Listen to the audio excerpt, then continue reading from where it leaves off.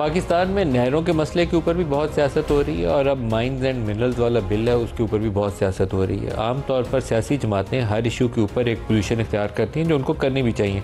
लोग उनको मुंतखब करते हैं ख़ास स्कूल ऑफ थॉट को जहन में रखते हुए, अपनी सोच के करीब जानते हुए लोग सियासी जमातों में शामिल होते हैं और पोलिटिकल लीडरशिप जो है अपने वोटर्स को, अपने फॉलोअर्स को सामने रखते हुए पोजीशन इख्तियार करती हैं।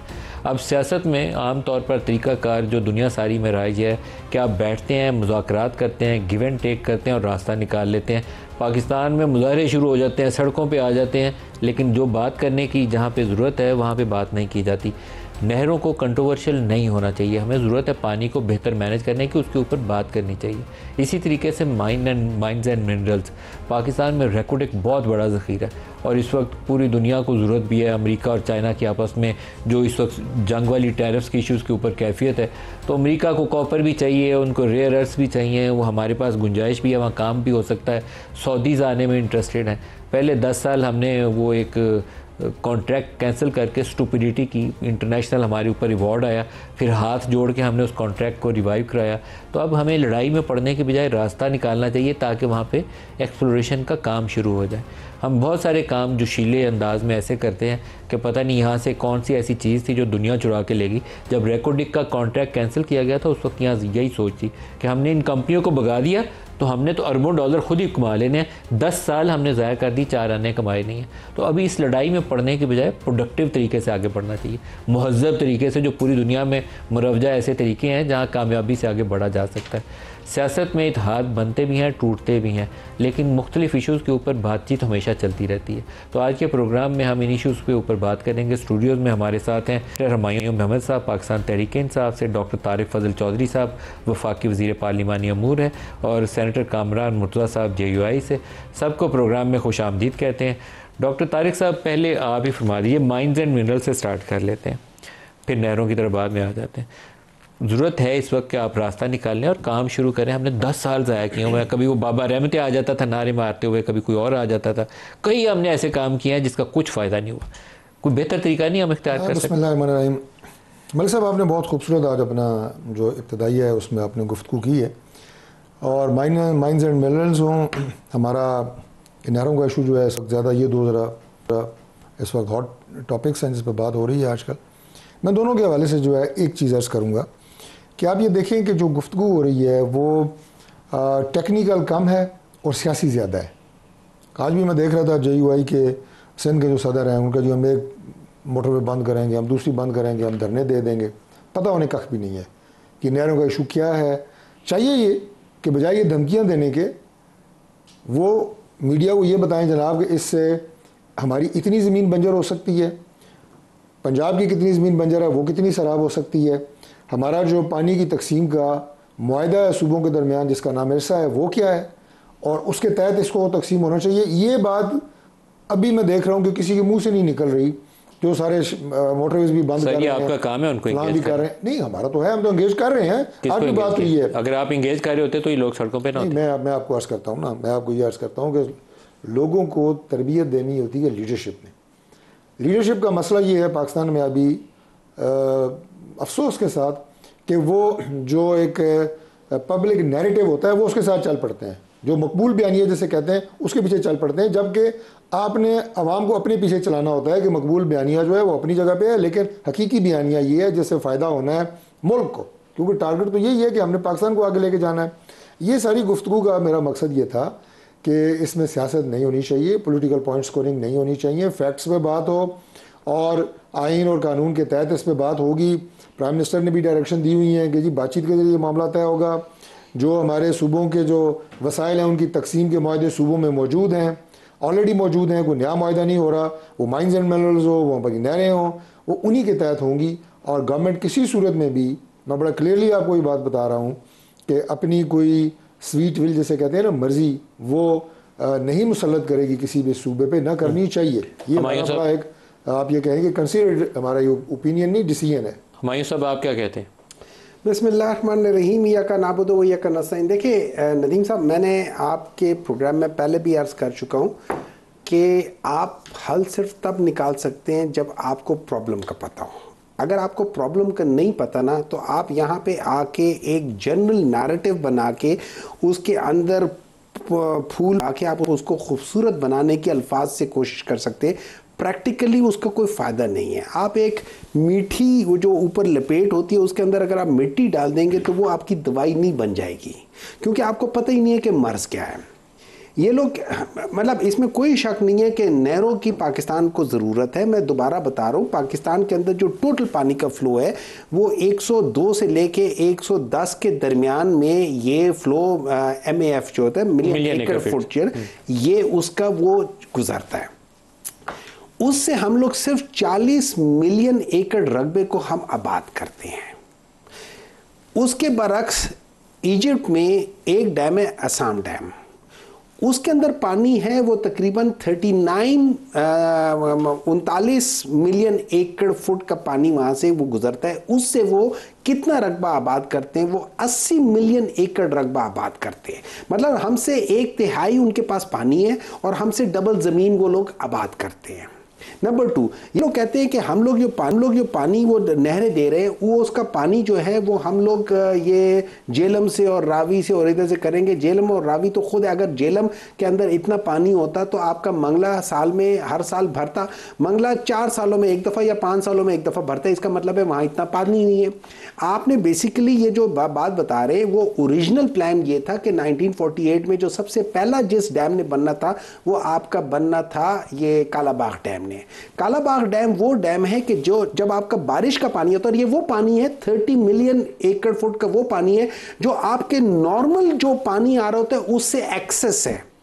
ये मैं जो बात बता रहा हूँ ये 102 105 से ज्यादा एक्सेस जो सालाना बारिशों के मौसम में आता है। हमने कालाबाग के साथ भी तो सियासत करके उसका कंट्रोवर्शियल खुद बनाया है, उसको कंट्रोवर्सी कोई नहीं है, हमने बना दिया। ये सिंध में इन्हीं पीपल्स पार्टी वालों ने ज्यादती की है। अच्छा, इनको देखिए, मैं दोबारा बताता हूँ, अगर इनमें इतनी अकल होती, ये कहते हैं कि भाई हमारे वहां से पानी इतना जाना चाहिए, कम से कम 10 मिलियन एकड़ फुट पानी है जो है ना वो समंदर में जाने, बिल्कुल जाना चाहिए।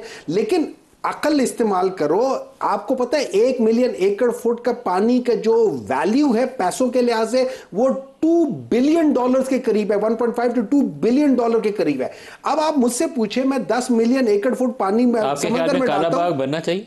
मेरे ख्याल में सबसे पहले उसी नहीं बनना था। बनना चाहिए, सबसे पहले उसने बनना था। बनना चाहिए, बिल्कुल बनना चाहिए। अब मैं बात बताता हूं उससे होगा क्या।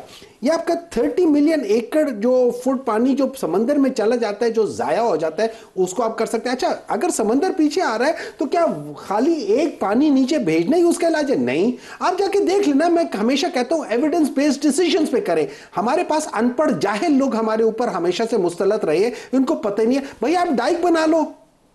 डाइक का मतलब अगर नहीं पता अंग्रेजी में है तो मैं बता देता हूं, वो एक दीवार होती है जो आप साहिल पे बनाते हो, जिसकी वजह से समंदर का पानी आके एरोड नहीं करता, इंट्रूजन नहीं होता। अच्छा, उसका सबसे बड़ी बात यह है, डेल्टा की बात करते हैं, मैनग्रोव्स का इनको कख नहीं पता।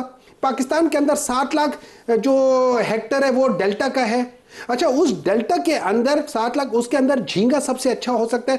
$56,000 पर हेक्टर आपकी कमाई हो सकती है। आपके पास 7 लाख हेक्टर है, जरा मल्टीप्लाई करके देख ले कितना हो जाता है। वो जब आप ये डाइक बनाएंगे वो ज्यादा बेहतर हो जाएगा। अच्छा, उस डाइक से फायदा ये होगा कि आपके एरोजन नहीं होगी। जब एरोजन नहीं होगी, अब आपका जो पानी नीचे आप भेज रहे हैं उसकी जरूरत नहीं पड़ेगी। आप क्या कर लेंगे, आपने सिंध को मीठा पानी देना है, आप वहां पे सिंध बैराज बना लें, सिंध को वो कर ले, उससे क्या होगा, आपका पूरा साहिल समंदर में मीठा पानी आ जाएगा।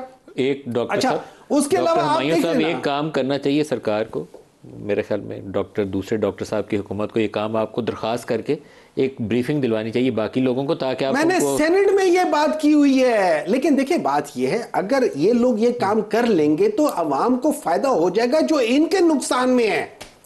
नासिर हुसैन शाह साहब हमारे साथ हैं। नासिर साहब, अस्सलाम वालेकुम। सर, ये नहर इतनी कंट्रोवर्सी है, इसके ऊपर अगर हमने बातें ना की तो ये कंट्रोवर्सी ऊपर तो जा सकती है, नीचे नहीं आ सकती। तो आपस में आप पॉलिटिकल पार्टीज बात क्यों नहीं करते? आप और नून लीग इत्तेहादी हैं, डिस्कस करें, सॉर्ट आउट करें मैटर्स। बिस्मिल्लाहिर्रहमानिर्रहीम, अल्लाहुम्मा सल्ली अला मुहम्मद व आले मुहम्मद। नदीम साहब, इसके लिए बहुत दफ़ा बात की है, बल्कि वो मैं लेटर भी आपसे शेयर कर दूंगा जो चीफ मिनिस्टर सिंध ने 14 जून 2024 को लिखा कि जी ये जो इरसा के नंबर्स हैं ये गलत हैं, इन्होंने गलत बयानी से काम लिया है और मिसगाइड किया है, जिसकी वजह से ये प्रोजेक्ट जो है इसको मारज़ वजूद में आया। हालांकि ये बिल्कुल गलत नंबर्स हैं। और फिर उसके बाद सीसीआई के लिए कई दफा लिखा, बात भी की है हमने। सर उस लेटर की कॉपी तो भेज दें, मैं स्क्रीन पर डालना चाहूंगा, क्योंकि पंजाब हुकूमत ने भी एक खत इरसा को लिखा है, वो तो अपने हिस्से का पानी मांग रहे हैं कि पानी दे, हमारे पास पानी कम है। सर देखें, वही तो कह रहे हैं कि पानी ऑलरेडी शॉर्टेज है पानी की, पंजाब में भी और सिंध में भी। तो ये सिर्फ इरसा की गलत बयानी की वजह से, वो जो शाह से ज्यादा शाह के वफादारों की बात की जाती है कि जी एक प्रोजेक्ट है केयर टेकर गवर्नमेंट में, इन्होंने कहा जी इन्होंने 50 साल के नंबर दिए और जिसमें जाहिर है दिखाया गया कि जी पानी ज्यादा जाता है डेल्टा में 50 साल में। लेकिन अगर इन्हीं के नंबर को उठाया जाए तो जो अभी 25 साल है, अभी से आज से पीछे ले लें 25 साल, तो सिर्फ 4 साल ऐसे गुजरे हैं जिसमें कुछ पानी जो है गया है ज्यादा डेल्टा में। नासिर साहब, 6 नहरों में से सबसे ज्यादा काबिल इतराज आपके लिए कौन सी किनाल है? सर देखिए, चोलिस्तान पे बात हो रही है ना, दूसरों पर भी बात हो रही है, क्योंकि जो भी पानी दरियाए सिंध से जाएगा वो हमारा कम होगा। हम ये कहते हैं कि भाई जो ऑलरेडी जमीनें, जो जरखेज जमीनें हैं, तो पंजाब की जमीन को भी जो है चुलिस्तान किनाल के ऊपर मुज़ाकरात कर लें, तो बाकी 5 को तो उस कंट्रोवर्सी से फिर निकाल के काम शुरू उनके तो ऊपर होना चाहिए ना। तो चुलिस्तान के ऊपर मुज़ाकरात करें आपस में। देखिए, हम ये कह रहे हैं कि मुज़ाकरात के लिए मैं भी आपसे शेयर कर रहा हूँ ना लेटर्स जो हमने लिखे हैं, 12 लिखे गए हैं, जिसमें इनके कहा गया, फिर सीसीआई की मीटिंग के लिए कहा गया। और देखें कुछ बयानात अगर प्राइम मिनिस्टर साहब के ले लें, डिप्टी प्राइम मिनिस्टर साहब के ले लें या राना साहब के ले लें, तो कुछ मुस्बत बातें उसमें हैं। अदरवाइज दीगर जो लीगी रहनुमा साहिबान हैं, उन्होंने तो जख्मों पे नमक चढ़ाने की बात की। या नासिर साहब, लेकिन मुझे लगता है कि आपके ऊपर, पीपल्स पार्टी के ऊपर, वो जो कॉम्प्रेस जमाते हैं और वो जुल्फकार भुट्टो जूनियर, उसकी जो कैंपेन है उसने आपके ऊपर दबाव बढ़ा दिया, इसलिए आप ज्यादा वोकल हो गए इस इशू के ऊपर। इसको संभाला जा सकता है, लेकिन आप दबाव में आ गए।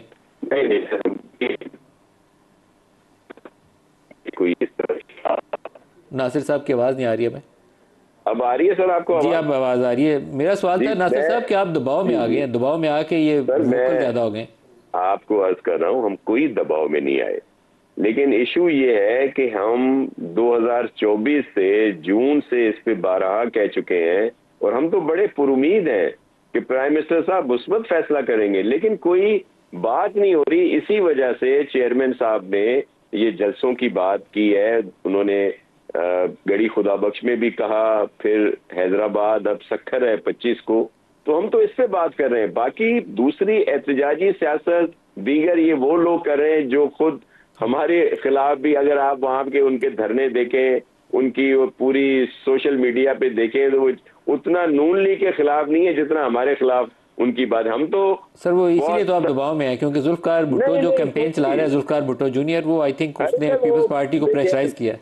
मैं आपको अर्ज करूं, मेरे लिए सब लोग काबिले एहतराम है, जितने भी लोग हैं, लेकिन पॉलिटिकली तौर पर ये नहीं है कुछ भी पीपल्स पार्टी की आगे। अभी आपने हालिया, सर एक चीज मैं आपको बताऊं जिसको आपने जरूर चेक किया होगा, ये जो इलेक्शन हुआ है अपना उमरकोट वाला, उमरकोट के इलेक्शन में तो जितने थे सब साथ हो गए और सोने पे सुहागा के PMLN ने भी उनको सपोर्ट की। और वो जो 2024 के इलेक्शन थे, वाहिद पूरे सिंध में ये एक सीट थी जहां PMLN को 50,000 के करीब वोट मिले थे, तो दूसरे नंबर पे PMLN थी। लेकिन इस दफा बुग्ज़ पीपल्स पार्टी में वो सब साथ हो गए, PMLN, PTI, JUIF, MQ, जितने भी थे कौम पर, सब लोग साथ हो गए, जो जहां जहां जिसका वोट था। लेकिन उसके बावजूद रिजल्ट आपके सामने है, पीपल्स पार्टी ने वही। आपको एक बिलावल भुट्टो का स्टेटमेंट सुनाता हूँ इसी किनाल के ऊपर, फिर कामरान मुर्तज़ा साहब की तरफ चलेंगे। नासिर साहब, अगर नून लीग से अलहदगी इख्तियार करनी पड़ी, हुकूमत को छोड़ना पड़ा, तो फेडरल गवर्नमेंट से अलहदा हो जाएंगे? 2 मिनट नहीं लगाएंगे सर, सीधी सी बात है। ये दोबारा दोहरा दें, क्या कहा आपने? सर 2 मिनट नहीं लगाएंगे। मैं आपको इसीलिए देखें ये पेस क्यों बनी। हम जैसे मैंने आपसे कहा कि जैसे गवर्नमेंट बनी फॉर्म उस वक्त से हम लोग इनसे बात कर रहे हैं, लेकिन अभी तक कोई सही हमें जवाब नहीं मिल रहा। हम कह रहे हैं कि भाई आप फैक्ट्स फिगर पे आए ना, हम ये नहीं कहते कि जी हमने जिद कर ली है कि कैनाल नहीं बनने तो ना बने, ये ऐसी बात नहीं कर रहे हैं हम लोग। हम कह रहे हैं आप फैक्ट्स फिगर पे आए और आप देखें कि जो हम कह रहे हैं वो हकीकत है, और इस पे सब लोग साथ हैं। देखें यहाँ पे सब हमारे मुखालिफ है ना, लेकिन क्यों कैनाल्स की बात पे सबने बात की हुई है। मैं इस मामले में सबका शुक्रगुजार हूँ, पीटीआई हो, JUIF हो, जितने भी MQM है, जितने दूसरे कौम परस्त हैं, जो सिविल सोसाइटी है, दानश्वर है, जो लोग भी कैनाल के खिलाफ हैं और वो देखते हैं आदादो शुमार में, मैं उनका मेरे लिए बड़े मोहतरम है। भले हमें जो कुछ कहते रहे अपने धरनों में, हमें उससे कोई सरोकार नहीं, लेकिन हमारी ये जो बात है, क्यों बिलावल साहब को ये बातें कहनी पड़ी। 27 दिसंबर को बीबी शहीद की बरसी में कहा था कि जी इसको सोचें। फिर शहीद जुल्फकार अली भुट्टो की बरसी पे भी इन्होंने यही बात की, लेकिन जब कोई सुनवाई नहीं होगी तो हमारे पास और क्या रास्ता रहेगा। और जाहिर है देखें, मैं थोड़ा सा टाइम आपका लूंगा कि हमने PDM की गवर्नमेंट के बाद जब इलेक्शन हुए तो नून लीग ने तो हमारे खिलाफ सख्त महाज आके बनाया सिंध में, जहां पे हमारा स्ट्रॉन्ग होल्ड था। इन्होंने सबको साथ मिला लिया और हमें टफ टाइम देने की कोशिश की। इलेक्शन के रिजल्ट आए, हंग पार्लियामेंट थी। अगर हम फॉर्मेशन में मदद ना करते तो फिर इलेक्शन नए होते, फिर क्या पता कि ये 60 दिन में होते, 90 दिन में, या 9 साल लग जाते।